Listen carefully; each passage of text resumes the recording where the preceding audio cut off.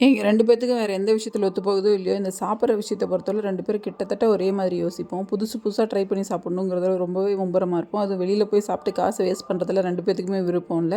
நம்ம வீட்லயே செஞ்சு பார்த்துடலாம், என்ன ஆயிட போகுது அப்படிங்கிற மாரி தான். ஸோ இன்றைக்கி வந்து ஆல்ரெடி செஞ்சுருக்கேன் ஆலு பரோட்டா. நான் மட்டும் தனியா செஞ்சிருந்தேன். இன்றைக்கி கதிரும் வீட்ல இருந்தாங்க. சரி இதை செய்யலான்னு சொல்லிட்டு ரெடி பண்ணோம். கதிர் இருந்துட்டு, "எனக்கு இது செய்ய தெரியாது, என்னை இது கூப்பிடாத, நான் வரமாட்டேன்" அப்படின்னுட்டே இருந்தாங்க. கடைசில 2 பேரும் சேர்ந்து தான் ரெடி பண்ணோம். நான் தனியா மோமோஸ், இந்த சப்பாத்தி இதெல்லாம் தேய்க்கும்போது நினைப்பேன், "நம்ப ஆள் இருந்தா சூப்பரா தேய்ச்சு குடுத்துருப்பாரே!" அப்படின்னு சொல்லிட்டு. ஆனா நம்ப ஆளோட வித்து இன்னைக்கு தான் தெரிஞ்சுது. நாங்களும் ரொம்ப கஷ்டப்பட்டு தேய்க்கிறோம். ஆனா ஒண்ணுல கூட இந்த உருளைக்கிழங்கு வெளிய வராம தேய்க்கவே முடியல. நாங்களும் ரொம்ப கஷ்டப்பட்டு தேய்ச்சோம். கடைசில உருளைக்கிழங்கையும், சப்பாத்தி மாவும் 2யும் சேர்த்து வச்சு கூட பெசஞ்சு பார்த்துட்டோம். 2மே நல்லா வரவே இல்ல.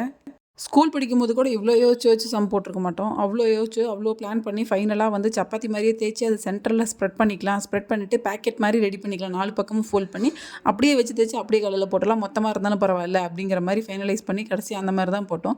ஷேப்பா முக்கியம், டேஸ்ட் இருந்தா ஓகே. உப்பு உரைச்சா போதுங்கிற அளவுக்கு ஆயிட்டோம் நாங்க. ஃபைனலி வந்து உப்பு எல்லாமே நல்லா தான் இருந்தது. பார்க்க தான் கொஞ்சம் கண்றாவியாவே இருந்தது. ஸோ டேஸ்ட் நல்லா இருந்தது. தேங்க்ஸ் ஃபார் வாட்சிங். ஆலு பரோட்டா ட்ரை பண்ணி பாருங்க. பட் எங்கள மாரி ட்ரை பண்ணாதீங்க. நல்லா ட்ரை பண்ணி பாருங்க. நிஜமாவே நல்லா தான் இருந்தது.